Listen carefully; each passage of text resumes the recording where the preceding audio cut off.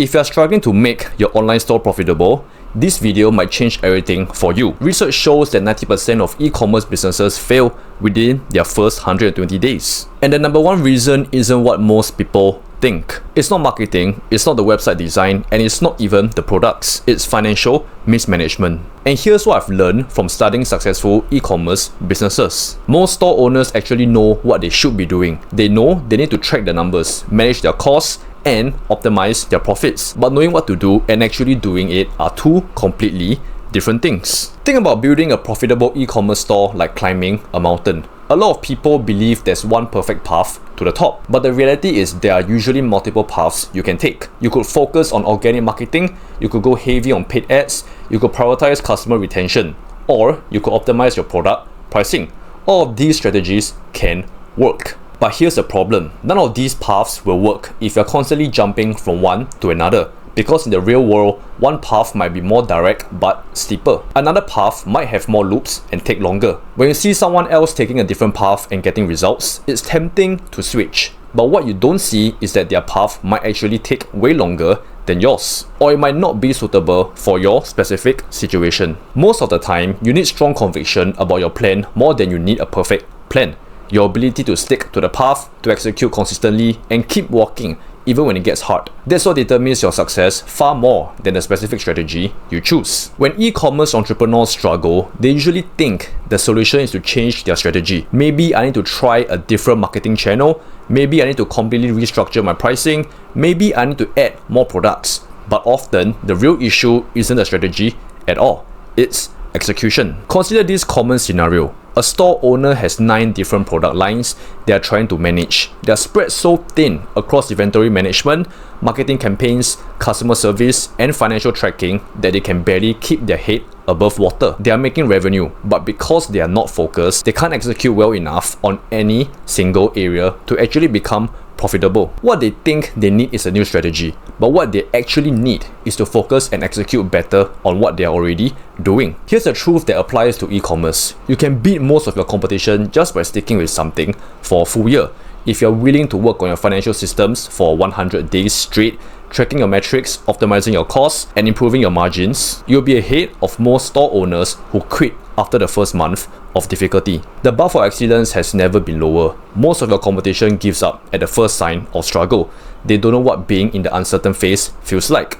And the uncertainty, that period where you don't immediately see results, that's the hard part. Figuring it out is the hard part. People often think they should switch strategies because they understand the path they've already walked. You might get partway up the mountain on one path, then see another path that looks easier. But usually, you have to go back down, walk over the new path, and start climbing again from a lower point. It's actually much longer to keep switching paths. But we don't realize this because we can already see the path we have walked. We have beaten those early challenges before. So we keep re-leveling, going from level 1 to level 3 really quickly because we have solved those problems already. But then we get stuck at level 4 again, because we haven't pushed through the uncertainty. You have to push through the period where you don't know what you're doing. And this is something many e-commerce owners struggle to understand. The not knowing part is what's hard. That's where people give up. Most strategies in e-commerce actually do work. There are multiple ways to build a profitable store. If you have basic financial systems, tracking your costs, monitoring your margins, understanding your customer acquisition costs, these approaches work. The question isn't whether the strategy works. The question is whether you're executing it well enough. So if execution is the real issue, what determines whether you can execute well? Based on analyzing successful e-commerce businesses, it comes down to 3 main elements: your systems, your knowledge, and your habits. Your systems are the processes that govern how things get done in your business. What gets measured, what gets prioritized, and what behaviors are reinforced. For example, if you're not checking your gross profit margin every week, you're teaching yourself that this metric doesn't matter. If you're not reviewing your advertising spend against your return on ad spend, you're reinforcing that optimization isn't important. The first step in building better systems is identifying what specific behaviors will actually move your business forward. And it's usually just 2 or 3 key things. Sometimes it's more like 20 or 30. But you need to observe what makes your business underperform and what you actually should do instead. A simple framework I found helpful is start, stop, keep. What should you start doing that you're not doing? What should you stop doing that you're doing? What should you keep doing that you continue reinforcing? For e-commerce, this might look like: start tracking daily cash position and weekly projections. Stop making pricing decisions based on gut feel alone. Keep reviewing financial metrics every Monday morning. The second element is knowledge, specifically understanding your key financial metrics and what they mean. Many store owners focus on revenue alone, but revenue without profit is just a vanity metric. You need to understand the metrics that actually determine your business health. Your gross profit margin shows how much money you keep after paying for the products you sell. In e-commerce, healthy margins typically range from 20% to 50%. If your margin is below this, you need to either increase prices, decrease costs, or change your product mix. Customer lifetime value tells you the total value a customer brings over time. This is crucial because if you know a customer will spend $500 with you over 2 years, you can afford to spend more to acquire them initially. Customer acquisition cost reveals how much you're spending to get each new customer. Your CAC needs to be significantly lower than your customer lifetime value, or you're losing money on every sale. Average order value helps you understand purchasing patterns. Increasing these through bundles, upsells, or strategic pricing can dramatically improve profitability without increasing marketing costs. Return on ad spend measures revenue generated for every dollar spent on advertising. This helps you understand which marketing channels actually work and which are draining your budget. Now, if you're watching this and thinking, this is helpful, but I want to dive deeper into each of these metrics and get the complete framework, I put together a comprehensive guide in my community called Wealth. Inside, you'll find the full financial foundations guide we're discussing here, plus templates for tracking all these metrics, step-by-step instructions for setting up your financial systems, and real examples from successful stores. I'll drop the link in the description if you want to grab your copy. The third element is habits, actually doing the work consistently, and this is where most people struggle. Here's an example that illustrates this perfectly. A business owner once told me they held a 2-day workshop and identified 6 pillars of financial excellence for their company. Things like accountability, data-driven decisions, and cost optimization. Everyone agreed these were important. They went back to work excited, and then nothing changed. Why? Because accountability isn't a behavior, it's a concept. What does accountability actually look like in terms of specific actions? Accountability might mean reviewing your financial dashboard every Monday at 9 AM, sending a weekly report to your accountability partner, scheduling monthly financial reviews where you compare actual versus projected numbers, creating alerts when key metrics drop below target levels. See the difference? These are specific, measurable actions. You can look at someone's calendar and see if they're doing these things or not. We need to translate big concepts into small, specific actions. Don't say, I need to be better at financial management. Say, I will spend 30 minutes every Monday morning reviewing my gross profit margin, customer acquisition costs, and cash flow projection for the week. Every time you switch strategies completely, you waste all the progress you made on the previous path. You go back down the mountain, walk over to a new trail, and start climbing again from a lower position. This applies directly to e-commerce financial management. Maybe you start implementing a comprehensive tracking system, but after 2 weeks, you're not seeing immediate improvements, so you abandon it and try something else. Then, you try a new pricing strategy, but when it doesn't work perfectly in the first month, you change again. Each time you switch, you're starting from zero. You never get past the learning curve. You never push through the uncertainty phase where real growth happens. The successful approach is identifying whether your issue is systems. Do you have clear processes for financial management? Knowledge. Do you understand what your metrics mean and how to improve them?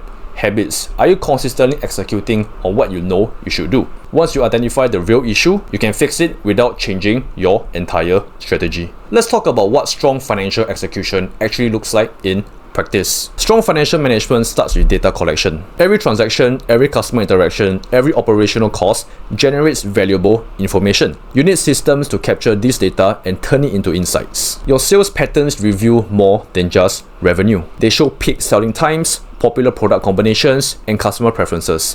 When you analyze this properly, you can optimize inventory, reduce storage costs, and improve cash flow. Many e-commerce businesses fail, not because they are unprofitable on paper, but because they run out of cash at critical moments. You might be profitable monthly, but still fail if you can't cover your supplier payment when it's due. This is why you need to track your daily cash position across all accounts, weekly cash flow projections, including all expected payments, monthly financial financial trends and patterns. Understanding these patterns helps you build buffers for seasonal fluctuations. If January typically brings a 30% drop in sales compared to December, you prepare by building cash reserves during strong months.